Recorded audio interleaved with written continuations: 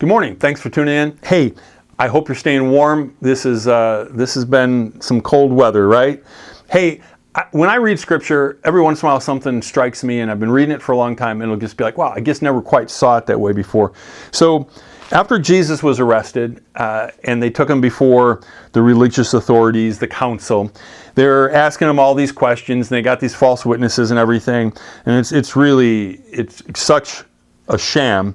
But then at one point, the high priest tore his clothing to show his horror and said, "Blasphemy! Why do we need any other witnesses? You have all heard his blasphemy." And then he asks them, "What's your verdict?" "Guilty," they shouted. "He deserves to die." What struck me as one of the most ironic things in all of history is there anything that God could possibly say that's blasphemy? It's impossible. There's no way that Jesus could speak blasphemy. It's against his nature. It's against his character. So who are these religious leaders looking down their noses at Jesus, just saying like, "No, you're out of line, dude," because of these claims that you're making? Because they'd already made up their minds. Is your mind still open to Jesus? Now maybe you say today, no, I'm a follower of Jesus, and that's awesome. Maybe someone's watching today and you're like, I'm kind of on the fence. We need to make sure that we don't sit in judgment of Jesus, because he's the one who really needs to evaluate us. But Jesus, it would be impossible for him to blaspheme. On top of it, these guys knew the Old Covenant. They knew what we call the Old Testament. They studied it. How could they not recognize who was in front of them unless they were threatened, unless they were envious, unless they were filled with hatred, or somehow they were just spiritually blind and dead? And that's frightening. Because in the Old Covenant, the Messiah was to be born in Bethlehem. Well, Jesus was. We know that from Micah chapter 5. I'm just going to give some of the Old Covenant references. The New Covenant ones you can find on your own if you want. The Messiah was to be born to a virgin, and that was the story with Jesus. And we find that in Isaiah chapter 7, verse 14. The Messiah was to be of David's line, and Jesus fulfilled that. We find that multiple places in the Old Covenant. The Messiah was to be preceded with a prophet, a figure that was like Elijah. It's pretty obvious that was John the Baptist, right in front of their eyes. They went and they questioned him on different things, but they missed it.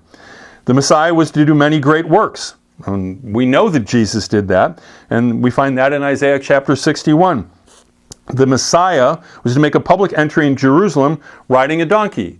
Check, Jesus did that. That's Zechariah 9:9. The Messiah was to be betrayed by a close friend, and Jesus was betrayed by a close friend. Psalm 41:9. And here's the one that's maybe the most ironic, because they are literally fulfilling it. If you read Isaiah chapter 53, especially verses 2 and 3, but the totality of it, it's exactly who Jesus was. The Messiah was to be despised and rejected by his people, and to be familiar with suffering. And they were a part of it. They were fulfilling that, but they couldn't see it. Do you know what's scary about this? Is there stuff I'm blind to? Is there stuff you're blind to? Jesus is the one that can help us to see.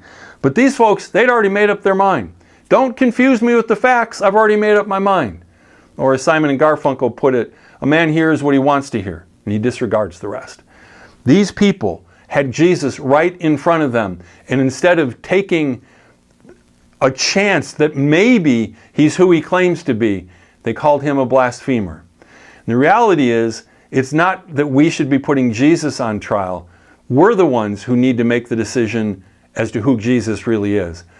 The choice that I made back in 1976 was, Jesus, I believe that you are who you say you are, and I'm going to endeavor to follow you. And that's still the goal. I want to follow Jesus. God bless you. Have a great day.